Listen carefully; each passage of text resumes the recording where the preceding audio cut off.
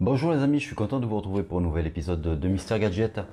Donc aujourd'hui nous allons parler d'un produit commun, un smartphone, mais un smartphone d'entrée de gamme et que beaucoup d'entreprises utilisent pour leur flotte de smartphones. C'est Mister Gadget. Aujourd'hui nous allons parler du Xiaomi Redmi 9C NFC.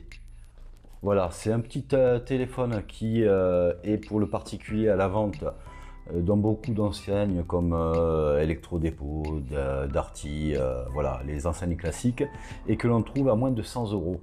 Donc c'est un petit smartphone qui est sympa et qui fait beaucoup de choses très bien, même s'il est limité bien sûr, et d'un par son prix, donc on ne peut pas tout avoir à l'intérieur, et puis par quelques caractéristiques que je vais vous dire lors de ce petit retour d'utilisation. Comme je vous le disais tout à l'heure, nous allons parler du Xiaomi Redmi 9C NFC. Donc voilà, c'est un petit téléphone qui est de cette apparence, avec un dos légèrement effet un peu strié, avec une empreinte digitale qui est présente au dos. C'est un téléphone que je n'ai pas acheté vu qu'il m'a été doté par mon entreprise pour une utilisation professionnelle. Comme vous avez pu le voir, il est doté de 4 capteurs, non, de 3 capteurs caméra et d'un flash LED. Entre parenthèses, le LED est très puissant, donc je m'en sers souvent pour éclairer des zones sombres sur mon secteur d'activité. Et donc on a affaire à un très joli smartphone qui a un écran de 6,33 pouces avec une caméra selfie en poinçon, pas en poinçon, en goutte d'eau tout en haut. Nous avons un haut-parleur mono qui est en bas, et puis une prise micro USB ancienne génération, mais qui fait le job. On a une recharge qui est maximum de 10 watts quand on recharge le téléphone, donc il se recharge à peu près en 2h30. Mais pour une utilisation professionnelle, ça va. Ce que j'ai remarqué en autonomie, on parle de la batterie qui est assez importante, à peu près de 5000 mAh, donc elle fait son job. On a une autonomie qui tient très bien. Donc pour une utilisation professionnelle, c'est-à-dire quelques photos pour prendre des dossiers, scanner des dossiers, prendre des photos pour illustrer un propos qu'on fait dans un mail, ou des appels téléphoniques, gestion aussi d'agenda. Vous allez avoir une charge qui vous tient pas loin d'une semaine.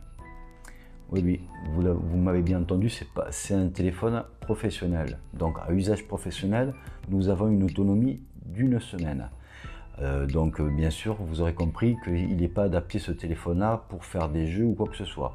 Donc c'est une utilisation classique téléphonique et à usage de réception mail et création de mail avec pièces jointes, prise de photos et tout ce qui s'ensuit. Donc accès bureautique. Donc pour cette utilisation-là, les 2 Go de RAM que contient ce téléphone est suffisant.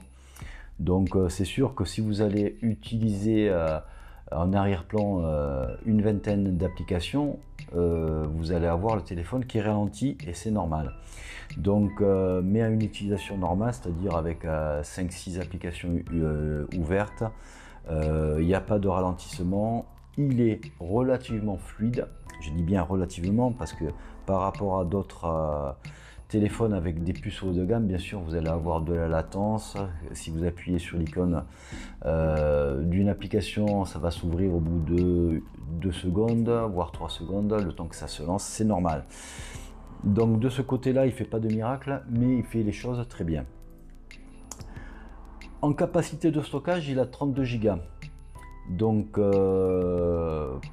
pour les photos, à un moment donné, on est obligé de vider un peu la mémoire pour avoir la mémoire de libre. Par contre, il y a une possibilité, c'est qu'il y a la présence de l'extension carte SD. Donc ça, c'est très bien si on ne veut pas toucher au fichier qu'on a déjà à l'intérieur et qu'on veut étendre un peu la mémoire, donc la possibilité est là.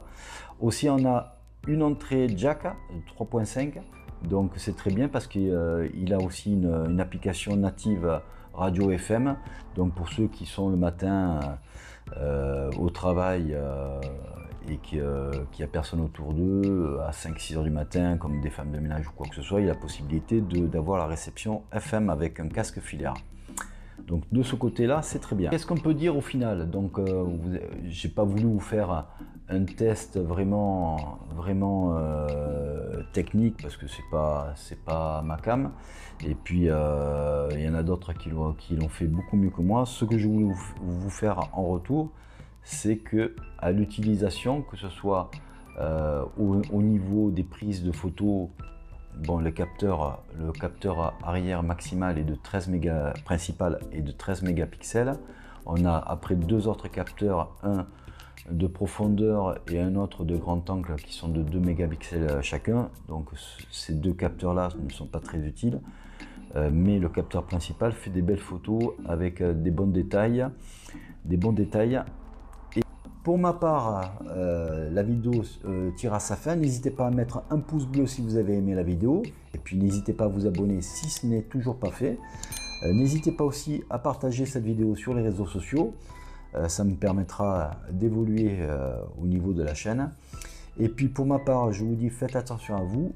Et on se revoit bientôt. Allez, ciao ciao!